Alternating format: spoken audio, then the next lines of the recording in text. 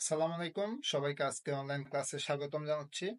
আমি Zahidul Islam, BB honours accounting assistant teacher, Majerhat high school.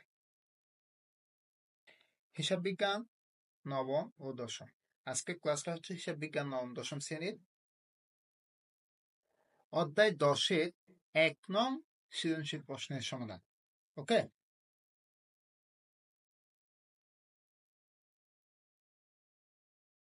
প্রিয় শিক্ষার্থীরা, তোমরা আশা করি তোমাদের সামনে বই আছে। হিসাব বিজ্ঞান অধ্যায় 10-এর 1 নাম্বার সৃজনশীল প্রশ্নটা তোমরা সামনে নাও। আমি অর্থাৎ এদিকে বলবো, তোমরা বইয়ের সাথে একটু মিলাবা এবং উত্তরগুলো তোমরা স্ক্রিনশট নিয়ে রেখে দিবা। ওকে, পরবর্তী তোমাদের বুঝতে সুবিধা হবে। আমি একটু প্রশ্নটা পড়ি। ঢাকার শততাল চেম্বার এর 2017 সালের 31 ডিসেম্বর তারিখে রামিল ও স্যার, এটা কি বইয়ে আছে? হ্যাঁ, 1 নাম্বার বই আছে, বইয়ের 1 নাম্বার, অর্থাৎ অধ্যায় 10-এ রামিল ও অন্যান্য প্রয়োজনীয় সমন্বয় বিষয়ে নিম্নরূপ। অন্যান্য বিষয় কি? নিম্নরূপ। ওকে, এখন দেখো, সততা চেম্বার এখানে বলছে কি, এই সততা চেম্বারে আমিলটা দেওয়া আছে ক্রমিক নং, হিসাবের নাম, কোতিয়ান পৃষ্ঠা, ডেবিট টাকা, ক্রেডিট টাকা। এটা হচ্ছে আমাদের প্রশ্ন। 1 নম্বরে উত্তোলন ও মূলধন। উত্তোলন যখন আগে, তাহলে উত্তোলন হবে 60,000 টাকা, সামনে মানে 60,000 টাকা। উত্তোলন সবসময় ডেবিট হয়। ওকে, আর মূলধন মালিকানা সত্ত্ব মূলধন ক্রেডিট হয়। তো মূলধন হয়েছে 3,50,000 টাকা। আমি এখন প্রশ্ন বোঝাচ্ছি, উত্তর এখনো কিছু বলতেছি না। অগ্রিম চেম্বার ভাড়া মানে, অগ্রিম চেম্বার মানে আগে ভাগে চেম্বারটার ভাড়া দেওয়া হয়েছে। উনি অর্থাৎ ঢাকা শততা চেম্বার যিনি নিছেন, মালিকে আগে ভাগে 1,20,000 টাকা কি করে দিছে, পরিশোধ করে দিছে। অগ্রিম কোনো খরচ করলে এটা সম্পদ, এই ভাড়াটা হচ্ছে একটা খরচ। এটা আগে ভাগে দিয়ে ফেলছে বিধায় এটা সম্পদ। সম্পদ সবসময় ডেবিট হয়, এই ডেবিট 1,20,000 টাকা। আসবাবপত্র সরঞ্জাম একসাথে বলছে, তো আসবাবপত্র সরঞ্জাম হচ্ছে যে স্থায়ী সম্পদ। স্থায়ী সম্পদ 80,000 টাকা ডেবিট, কারণ সম্পদ তো ডেবিট হয়। সেবা আয়, এটা আমাদের জন্য আয়। সেবা এটা হচ্ছে আমাদের জন্য কি, আয়, কারণ এটা তো সততা চেম্বার, এটা সম্ভবত ও আইনজীবীদের কি হতে পারে, অর্থাৎ কি এই অফিস হতে পারে। তাদের সেজন্য কি সেবায় দিচ্ছে এখানে। সেবা মানে মানুষকে হেল্প করছে, মামলা ডিসমিস করছে, ক্লোজ করছে, এই অনেককে অনেকদেরকে জামিন করে দিচ্ছে। ঠিক আছে, এটার কারণে উনি 1 বছর আয় করছে কত, 4,75,000 টাকা। ওকে, 5 নাম্বার আমরা দেখতে পাচ্ছি ব্যাংকে জমা আছে ওনার 2 লক্ষ টাকা। ব্যাংক জমা ডেবিট হয়, ডেবিট। 6 নাম্বার আমরা অগ্রিম সেবায়, এই সেবাটা আমি ও বোঝাতে চাচ্ছি যে উনি এখনো সেবা দেয় নাই, এখন আগেভাগে কিন্তু ওর টাকাটা নিয়ে ফেলছে। অর্থাৎ যারা মক্কেল তাদেরকে বলছে তোমরা পরে বা আরেকটা ডেট ফিক্স করে পরবর্তীতে সেবাটা দেবে, কিন্তু তার আগে কিন্তু টাকাটা কন্ট্রাক্ট করে নিয়ে ফেলছে। আগেভাগে টাকাটা কি নিয়ে ফেলছে, সেজন্য এটাকে বলে অগ্রিম সেবায়, মানে সেবা দেবে পরে, কিন্তু তার আগে কি টাকাটা নিয়ে ফেলছে, সেজন্য সেবায় এটা দায়। ঠিক আছে, এটা হচ্ছে দায়। আমরা 15,000 টাকা ক্রেডিট। আইন বই, আইন বই হচ্ছে সম্পদ, কারণ ওই যার অঙ্ক শেষ লয়ার, এই তো অবশ্যই সে আইনজীবী। আইনজীবী যখন, তার অবশ্যই কি থাকবে, আইন সংক্রান্ত বই থাকবে, যে বইগুলো দিয়ে উনি অর্থাৎ কি করবে, পড়বে, স্টাডি করবে, বিভিন্ন মামলার বিভিন্ন সমস্যার সমাধান খুঁজে বের করবে বইগুলো পড়ে পড়ে। সেই জন্য আইন বইটা সম্পদ। 40,000 টাকার বই আছে ওনার কাছে। তো এটা ডেবিট, এটা স্থায়ী সম্পদ, এটা মাথায় রাখতে হবে, আইন বইটা স্থায়ী সম্পদ। 8 নাম্বার দেওয়া আছে 6% বিনিয়োগ।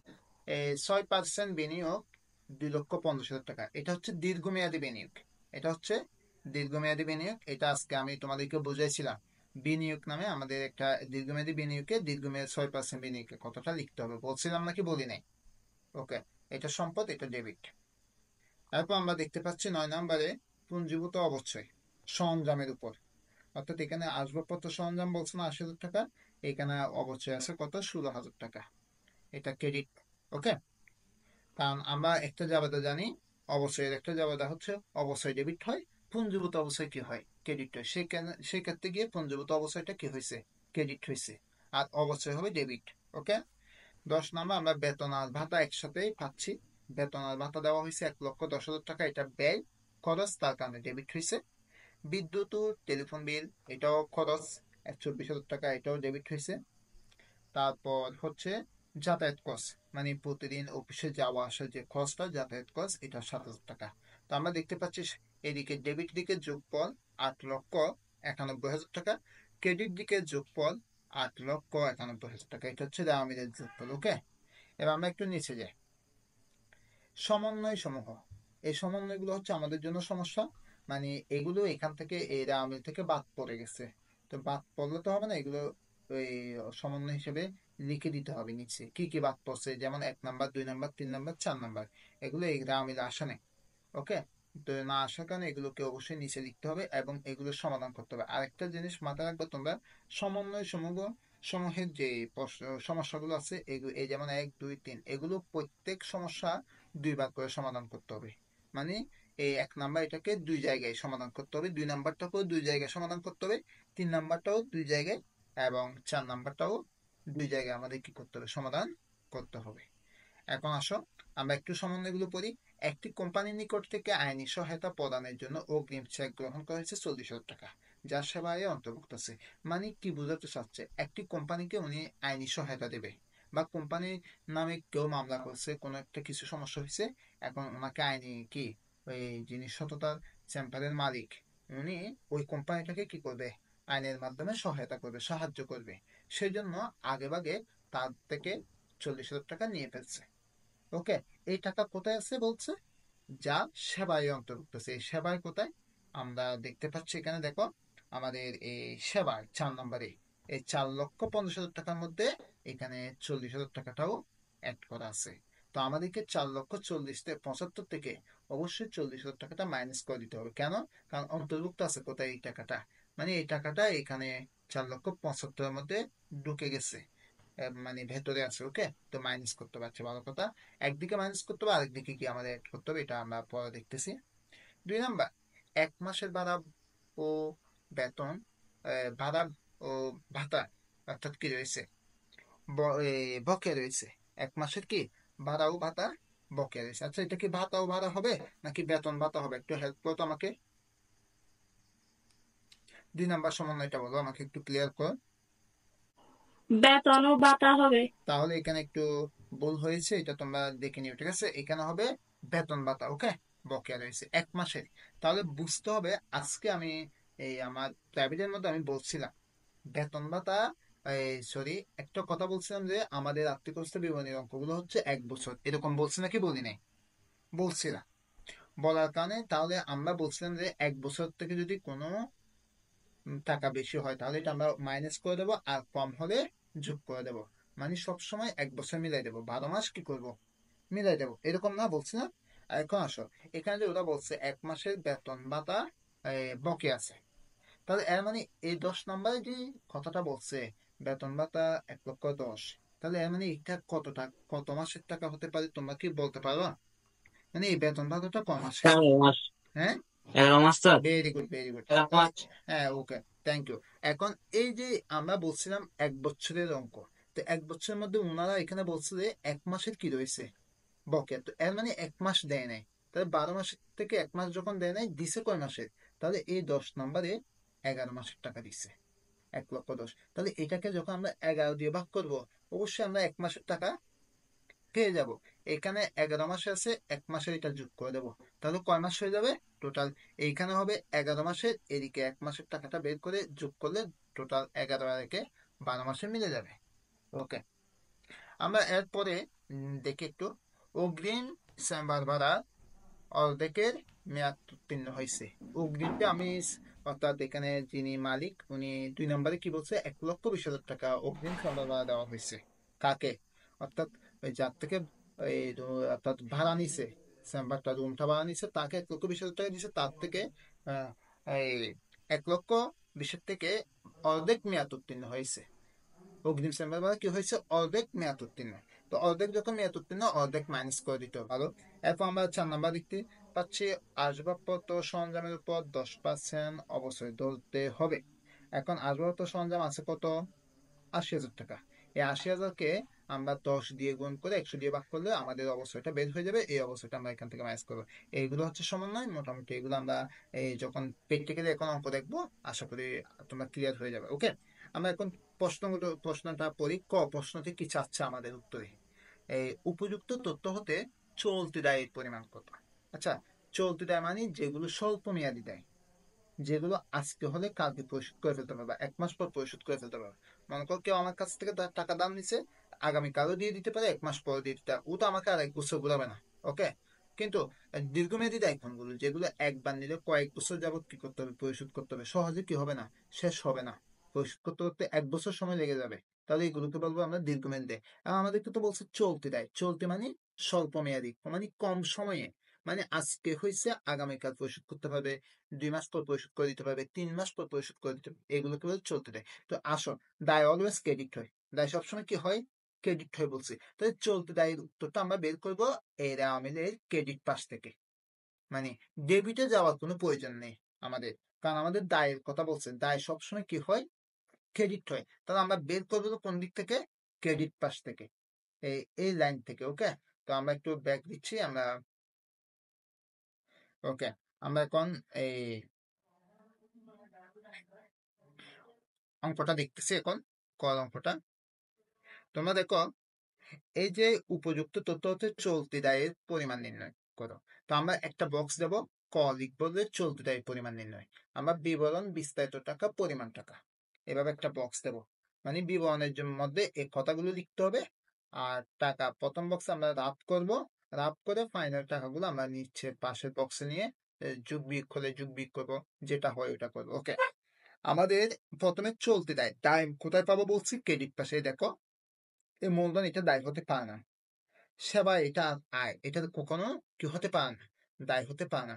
এই দেখো, 6 নাম্বার অগ্রিম সেবা, এটা আমি আলোচনা করেছিলাম আগেও, কিন্তু আগে ভাগে কি নিয়ে ফেলছে, যে সেবা দেবে বলে টাকা নিয়ে ফেলছে, তার মানে এটা দায়।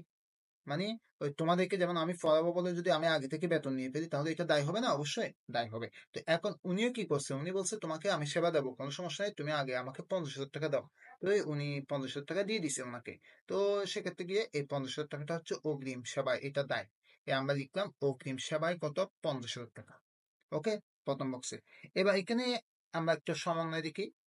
একটি কোম্পানি নিকট থেকে আইনি সহায়তা প্রদানের জন্য, আইনি সহায়তা প্রদানের জন্য অগ্রিম চেক কি করে ফেলছে, গ্রহণ করে ফেলছে। মানে উনি একদিকে তো নিছে একজন থেকে 50,000 টাকা, আবার আরেকটা কোম্পানির কাছে গিয়ে বলছে আমি তোমাকে সমস্যা নেই, আইনি সহায়তা দেবো, তুমি আমাকে আমাকে একটা কি দাও, অগ্রিম আগে একটা চেক লিখে দাও 40,000 টাকা। তাহলে ওর থেকেও নিয়ে ফেলছে।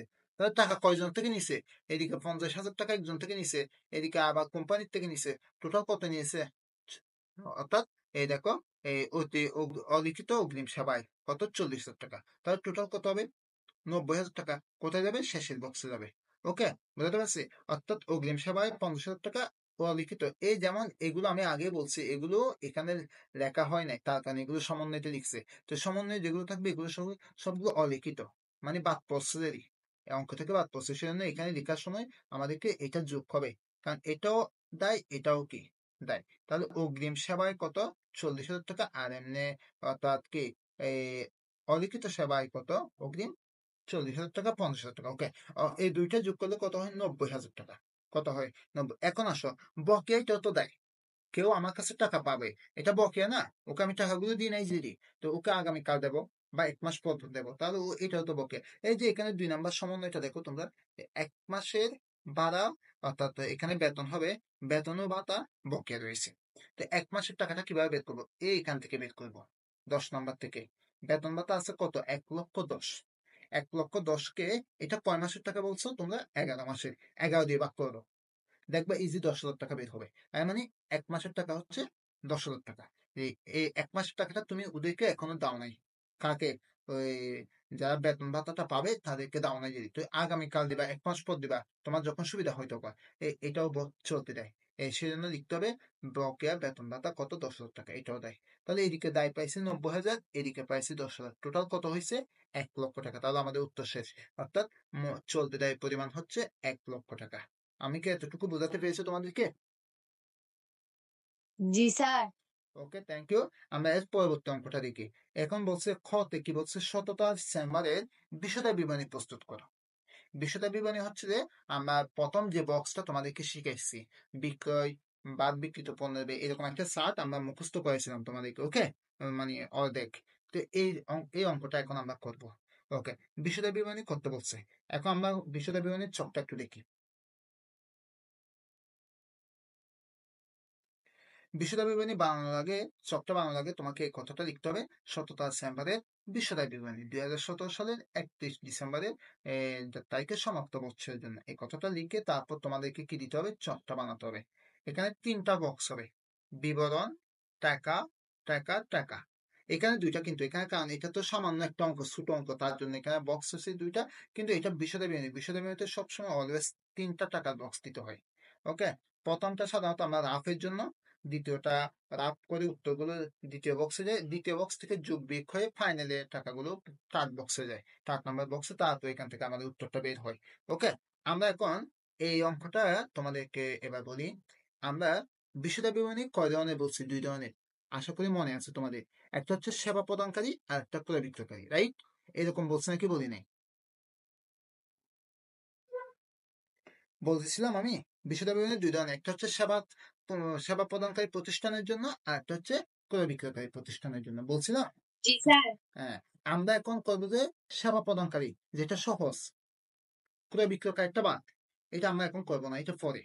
কিন্তু কারণ আমাদের পরে মানে এই অঙ্কের মধ্যে তো আমাদেরকে চাইছে সেবা, কারণ এখানে তুমি দেখো না, সততার চেম্বারের মনে ক্রয় বিক্রয় হবে না।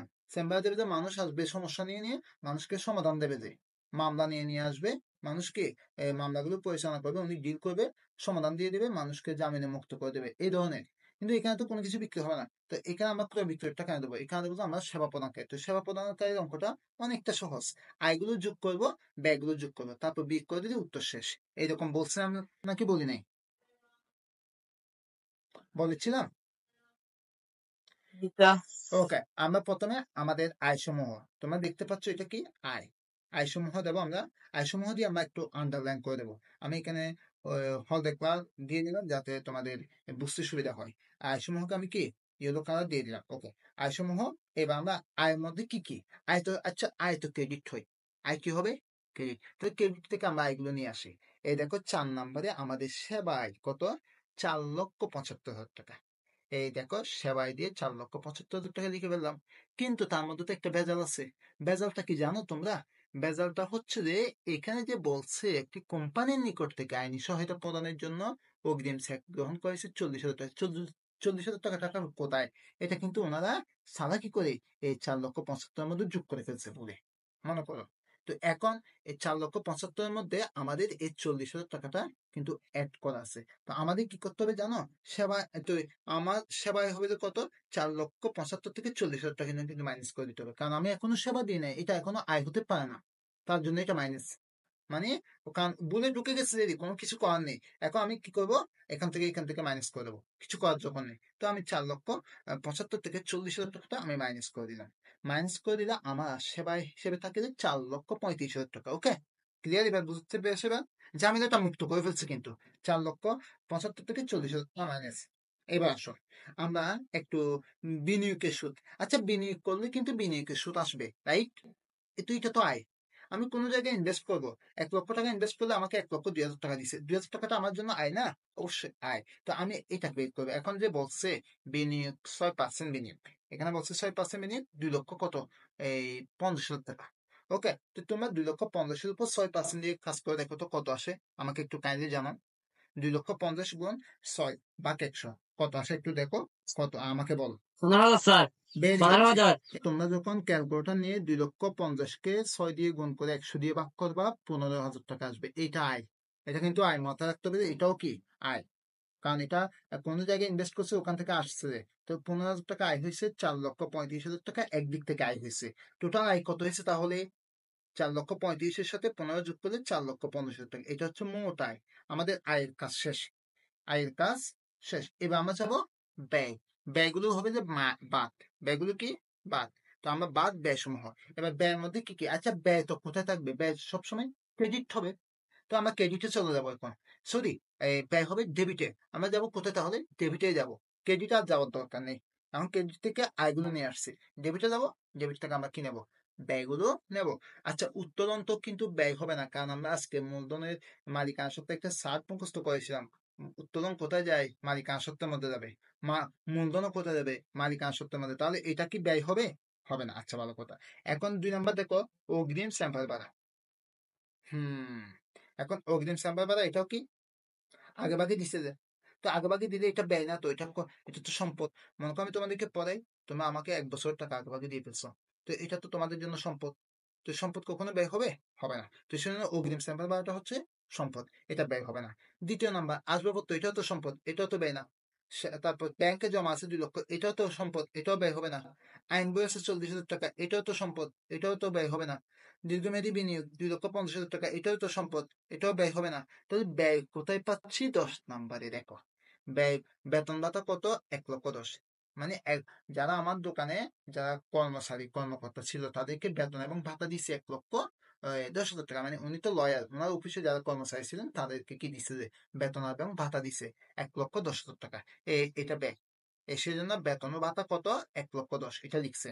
আচ্ছা, এটা তো কয় মাসের দিছে যে, এটা তো 9 মাসে, সরি, এটা তো 11 মাসের। কারণ 1 মাসের বকেয়া বলছে না ওরা, তো 1 মাসেরটা যোগ করে দিতে হবে না। তো এই বেতন ভাতা 1,10,000, এটা তো 11 মাসের। তো আমাদের 12 মাস মিলাতে হলে বকেয়া টাকাটা কি করে দেবো, আমরা যোগ করে দেবো, যোগ বকেয়া। ওই কত, এইটাকে 11 দিয়ে ভাগ করবো, কারণ এটা তো 11 মাসের। সেটাকে 11 দিয়ে ভাগ করলে 1 মাসে 10,000 টাকা বের হবে। এই 10,000 টাকা, তাহলে 1,10,000 হচ্ছে 11 মাসের, আর 10,000 হচ্ছে 1 মাসের। 11 মাসের 1 মাসের যোগ করলে 12 মাস, 12 মাসে 1,20,000 টাকা। ওকে, ক্লিয়ার? তাহলে বেতন ভাতা নিয়ে কি প্রবলেমটা সমাধান হয়েছে এবার?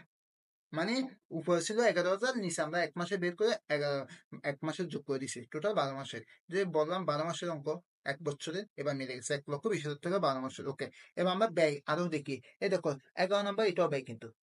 টেলিফোন বিদ্যুৎ বিল 24,000 টাকা, এটা তো কোনো ভেজাল নেই। তো ভেজাল যখন থাকবে না, এইগুলো আমরা সরাসরি মিডল বক্সে লিখে দিতে পারবো। দেখো, টেলিফোন ও বিদ্যুৎ বিল কত, 24,000 টাকা, লিখে ফেলছি সরাসরি, কোনো প্যারা নেই। ওকে, তারপর যাতায়াত খরচে কোনো প্যারা নেই। এটা দেখো, যাতায়াত খরচ কত, 7,000 টাকা। এই যাতায়াত খরচ তো আমরা দেখে দেখে লিখে ফেলবো, কারণ এটা ব্যয় তো, দেখে দেখে লিখে ফেলবো।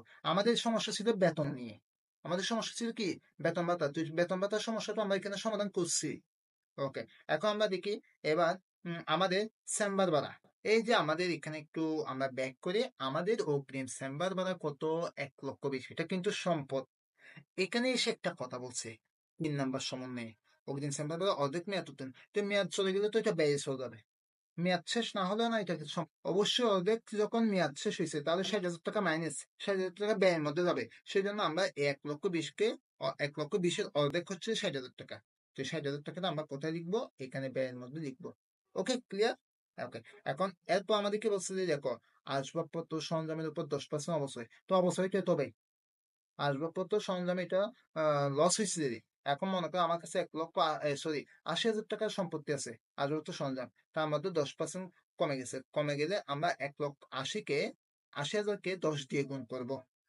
80,000-কে 10 দিয়ে গুণ করে, অর্থাৎ আমরা কি করবো যে, 80,000-কে 10 দিয়ে গুণ করে, 10 দিয়ে গুণ করে 100 দিয়ে ভাগ করলে আমাদের কত হবে, 8,000 টাকা। সেজন্য লিখতে হবে আসবাবপত্র অবশ্যই কত, 80,000 টাকা, আর উপর 10% কত, 8,000 টাকা। তাহলে আমরা ব্যয় সব পেয়ে গেছি এখন। বেতন ভাতা 1,20,000, টেলিফোন বিল 24, এই 7,000 টাকা যাতায়াত খরচ, আর 60,000 টাকা চেম্বার ভাড়া অর্ধেক মেয়াদ উত্তীর্ণ হয়েছে, যেটা মেয়াদ উত্তীর্ণ ওইটা ব্যয়। ওকে, আসবাবপত্র সরঞ্জাম কত, আমাদের এই 8,000 টাকা অবশ্যই আসছে। তো সবগুলো যোগ করলে 2,19,000 টাকা। তাহলে এই আয় কত হয়েছে দেখো, আয় হয়েছে 4,50,000। কিন্তু আমাদের 1 বছরে আয় 4,50,000, কিন্তু আমাদের 1 বছরে ব্যয় হয়েছে 2,19,000। তো 4,50,000 থেকে যখন আমরা 2,19,000 টাকা মাইনাস করবো, তাহলে আমাদের আর থাকবে কত, 2,31,000 টাকা। এটাই হচ্ছে নিট মুনাফা। ওকে, ক্লিয়ার? এই, কারণ এটা সেবা প্রদানকারীর অঙ্ক, এখানে অন্যান্য আয়, অন্যান্য ব্যয়, বিক্রিত পণ্যের ব্যয়, এগুলো আসবে না, কারণ সেবার মধ্যে মোটায় মোট ব্যয়। ওকে, আমরা এতটুকু আশা করি বুঝতে পেরেছি। আমরা পরবর্তী অঙ্কতে যাই।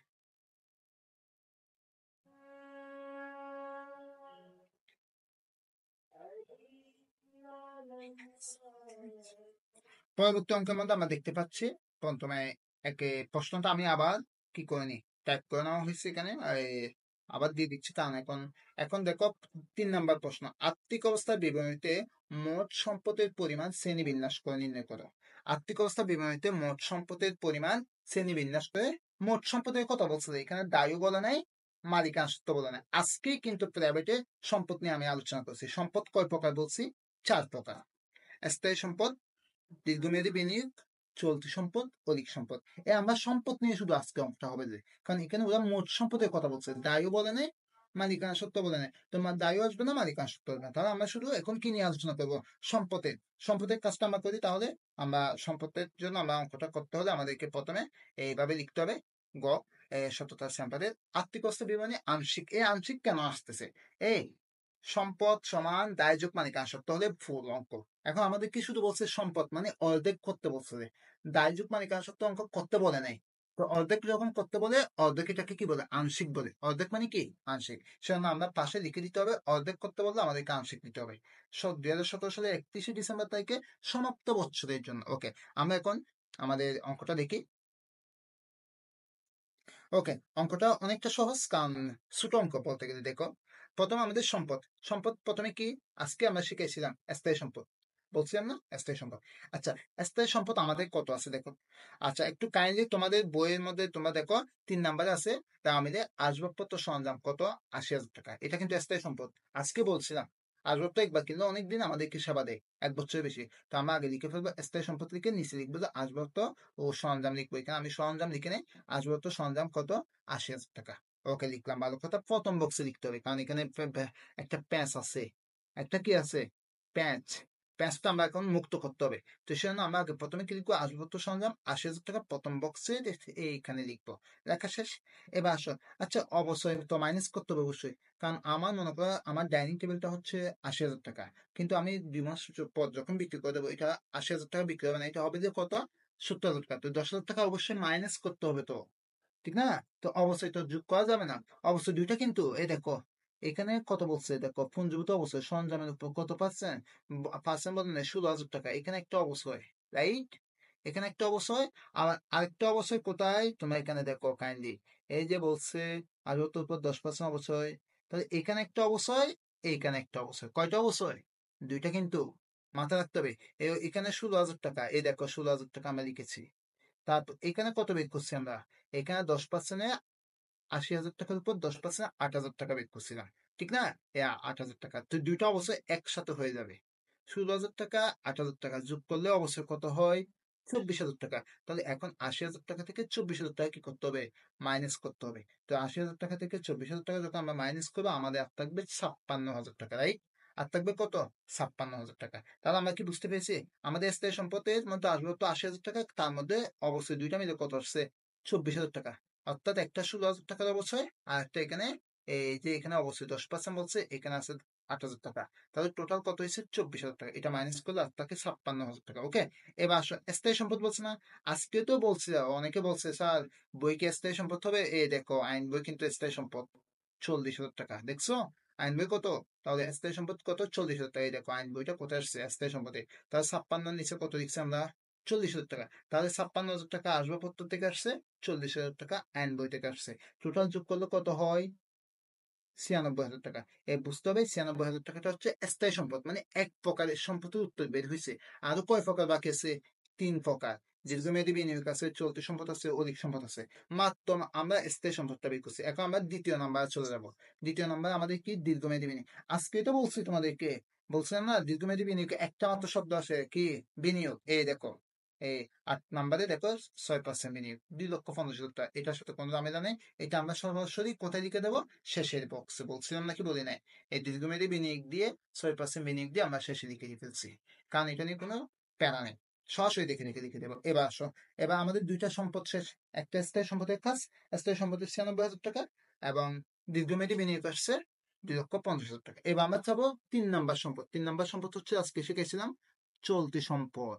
চলতি সম্পত্তি যেগুলো আসা যাওয়া করে, প্রত্যেকদিন যাবে আসবে, তার মধ্যে আমরা কি দেখতে পাই? প্রথমে এই অগ্রিম, কারো কাছ থেকে টাকা নিয়ে ফেললে, অগ্রিম তোমাকে কেউ দিয়ে ফেললে, এটা কিন্তু অর্থাৎ কেউ তোমাকে দিলে ওইটা ওর জন্য কি সম্পদ। এই যে এখানে বলছে, তুমি দেখো অগ্রিম স্যাম্পল বলে আমি কিন্তু ব্যয় সম্পদ বলছিলাম। বলছিলাম না 1,20,000 টাকা?